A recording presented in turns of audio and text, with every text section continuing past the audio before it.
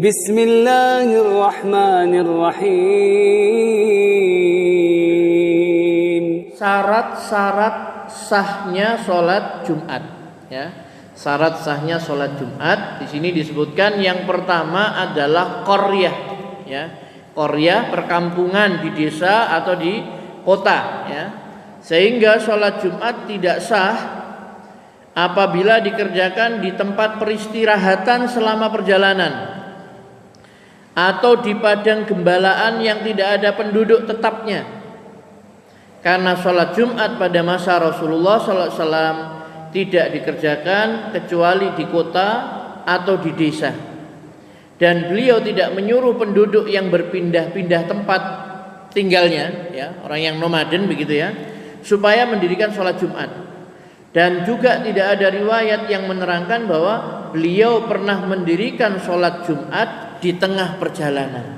Jadi tidak pernah diriwayatkan ketika Rasulullah SAW safar bersama para sahabat, mungkin mau berjihad dan sebagainya, hari Jumat tidak pernah beliau itu melaksanakan sholat Jumat di perjalanan. Ya. Jadi sholat Jumat itu diadakan di kampung, di desa atau di kota. Di situ ada penduduknya yang mukim. Ya. Tidak pada penduduk yang berpindah-pindah. Ya. Bukan pada penduduk yang berpindah-pindah. Ya. Dan Nabi juga tidak menyuruh, ya, tidak menyuruh orang yang nomaden, ya, yang pindah-pindah tempat tinggalnya itu supaya sholat Jumat, ya. Yang kedua, syarat sahnya sholat Jumat itu adalah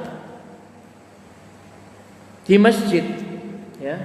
Jadi sholat Jumat itu di masjid, ya. Tidak sah sholat Jumat dikerjakan di selain bangunan masjid dan di halamannya. Karena kaum muslimin, ya, hal itu agar kaum muslimin tidak keberatan dan lebih nyaman daripada mereka harus menahan panas dan dingin yang mungkin saja bisa membahayakan kesehatan mereka, ya, apabila dilakukan di tempat terbuka. Dan memang sejak dulu, ya, Rasulullah, para sahabat kalau sholat Jumat itu di masjid, ya, bukan di tanah lapang yang terbuka, panas soalnya. Lain kalau Idul Fitri, Idul Adha itu kan masih dingin, ya. Kalau duhur itu kan panas, ya. Sedangkan Rasulullah SAW saja pernah, ya, menyuruh para sahabatnya ini agar mengakhirkan sholat duhur, ya, biar agak dingin sedikit, ya. Ketika matahari masih panas itu berat kalau agak dingin sedikit, ya, seperti itu. Jadi prinsipnya para jamaah yang dimuliakan Allah Subhanahu wa taala, syarat sahnya sholat Jumat itu adalah sholat itu dikerjakan di masjid, ya, bukan di tanah lapang atau di halaman begitu, ya. Nah, seperti itu. Kemudian yang ketiga, khutbah. Ada khutbah. Kalau tidak ada khutbahnya ya tidak sah, ya. Tidak sah sholat Jumat apabila tanpa khutbah, ya, karena tidak disyariatkan sholat Jumat kecuali untuk diadakan khutbah. Maka khutbah itu wajib, ya. Sehingga mendengarkan khutbah itu hukumnya wajib. Tidak boleh ketika seseorang itu mendengarkan khutbah kemudian dia memperingatkan temannya, jangan ramai. Nah, ini sudah termasuk dia ini berbuat sia-sia. Kalau khatib sudah naik ke atas mimbar, konsentrasi penuh mendengarkan apa yang disampaikan oleh khatib tadi itu, nasihat-nasihat yang disampaikan oleh khatib, ya. Jadi mendengarkan khutbah, ya. Para jemaah yang dimuliakan Allah Subhanahu wa taala, jadi khutbah ini, ya, dilakukan, ya, dengan 2 kali khutbah, ya.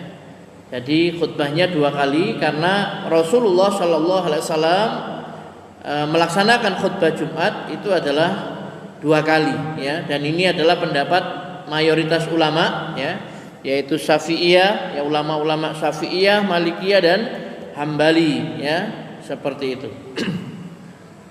Kemudian ulama-ulama Syafi'iyah, mazhab Syafi'i itu menambahkan, ya, bahwa khutbah Jumat itu bisa sah apabila memenuhi 5 syarat, ya. Khutbahnya itu harus memenuhi 5 syarat. Yang pertama yaitu ucapan puji syukur kepada Allah Subhanahu wa taala. Jadi memanjatkan pujian kepada Allah Subhanahu wa taala. Ya, sudah lumrah ya kita dengar biasa ya, innal hamdalillah dan sebagainya, atau alhamdulillah, alhamdulillah. Pokoknya memuji Allah Subhanahu wa taala. Yang pertama.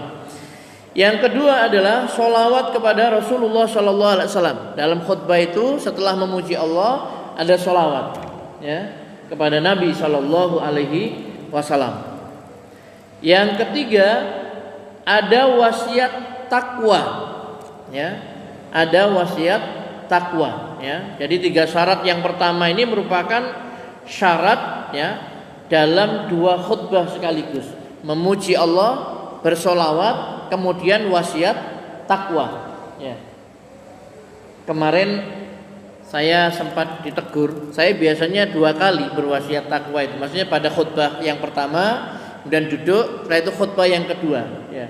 Pada khutbah yang kedua itu kemarin saya tidak lupa ya, saking mungkin semangat mau menghimbau para jamaah untuk mendoakan saudara-saudara kita di Palestina, membantu dan sebagainya, itu lupa saya pada khutbah yang kedua itu tidak berwasiat takwa ya. Sebenarnya tidak ada masalah, ada yang 1 saja sudah cukup di depan ya khutbah pertama, tetapi takmirnya menyampaikan, Ustadz kalau di sini wasiat takwanya 2 kali di 2 khutbah. Oh iya Pak, saya biasanya khutbah 2 kali itu mesti menyampaikan wasiat takwa. Orang-orang tahu semuanya. Itu tadi lupa. Tidak apa-apa ya. Kalau khutbah itu wasiat takwanya hanya di pertama saja, yang kedua juga tidak apa-apa ya. Tapi di dalam mazhab Syafi'i khutbah dengan mewasiatkan takwa itu adalah pada khutbah pertama dan kedua. Jadi ada ucapan puji syukur kepada Allah, sholawat kepada Rasulullah SAW, kemudian wasiat takwa ya, khutbah pertama dan kedua. Ini syarat khutbah ya. Yang keempat adalah membaca 1 dari ayat Al-Quran pada salah satu dari 2 khutbah itu. Biasanya pada khutbah yang pertama dibaca sama khatib ya. Ya ayyuhalladzina amanu taqullaha haqqa tuqatih wa la tamutunna illa wa antum muslimun. Ya, itu peringatan setiap pekan, setiap Jumat. Wahai orang-orang yang beriman, bertakwalah kalian pada Allah dengan sebenar-benarnya takwa, dan jangan sampai kalian mati melainkan dalam keadaan Islam. Peringatannya 2. Bertakwa kepada Allah dengan sebenar-benarnya takwa, dan jangan mati kecuali dalam keadaan Islam. Wala tamutunna illa wa antum muslimun ya. Malah biasanya ada yang baca lagi ayat 2, 3 dan sebagainya. 1 saja sudah cukup untuk syaratnya itu ya. Seperti itu. Membaca 1 dari ayat Al-Qur'an pada salah satu dari 2 khutbah tadi itu. Kemudian yang kelima yaitu doa kepada Allah Subhanahu wa taala untuk kaum muslimin, yaitu di khutbah yang kedua ya, seperti itu. Jadi berdoa untuk kaum muslimin biasa yang sudah kita dengar. Kalau khutbah kedua itu akhirnya khatib mengucapkan Allahumma ighfir lil mu'minin wal mu'minat wal muslimin wal muslimat al ahya'i minhum wal amwat dan seterusnya ya. Begitu. Itu khutbah ya. Kemudian sholat Jumat itu harus dilakukan dengan berjamaah ya. Jadi dipersyaratkan berjamaah karena memang Jumat itu bermakna banyak orang, jamaah ya. Dan Rasulullah SAW selalu menunaikan sholat itu secara berjamaah ya. Bahkan ya dalam pendapat ya ulama Syafi'iyah dan Hambali memberi syarat 40 orang ya. 40 orang itu bisa disebut jamaah ya. Ada yang mensyaratkan 4. Ini beda pendapat memang ya, begitu ya. Tetapi juga yang lain berpendapat ya sama seperti jamaah biasa. Pokoknya ada imamnya, ada makmumnya ya. Tidak harus 40. Kalau di tempat itu hanya ada 15 orang yang masa tidak sholat Jumat, ya sudah sholat Jumat ya, seperti itu. Ya, demikian. Baik, Bapak Ibu yang dirahmati Allah Subhanahu wa taala, yang berikutnya yaitu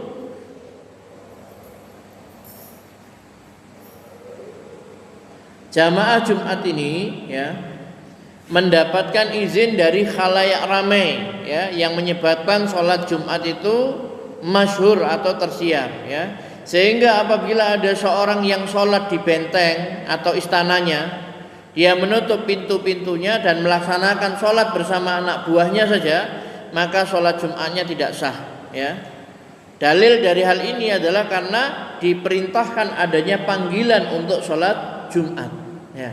Sebagaimana firman Allah, ya ayyuhalladzina amanu idza nudiya lis-sholati mi yaumil jumu'ati fas'au ila zikrillah. Wahai orang beriman, apabila diserukan untuk menunaikan sholat Jumat, maka bersegeralah kamu kepada mengingat Allah, ya. Surat Jum'ah ayat 9, ya. Jadi panggilan ini menunjukkan sholat Jumat itu harus tersiar, ya, dan tidak sembunyi-sembunyi, ya, walaupun dengan berjamaah. Makanya harus di masjid adzan, ya, ya kan? Nah, seperti itu. Oke, baik, Bapak Ibu yang dirahmati Allah Subhanahu wa taala, ya. Selanjutnya, ya, sholat Jumat itu tidak wajib bagi mereka yang tinggalnya jauh dari desa, ya. Jadi orang yang tinggalnya jauh dari desa, ya, itu tidak wajib sholat Jumat, ya. Bagi orang yang tempat tinggalnya jauh dari desa atau kota yang di dalamnya didirikan sholat Jumat yang berjarak lebih dari 3 mil, ya, 4,5 km begitu, ya, tidak wajib atasnya menghadiri sholat Jumat, ya.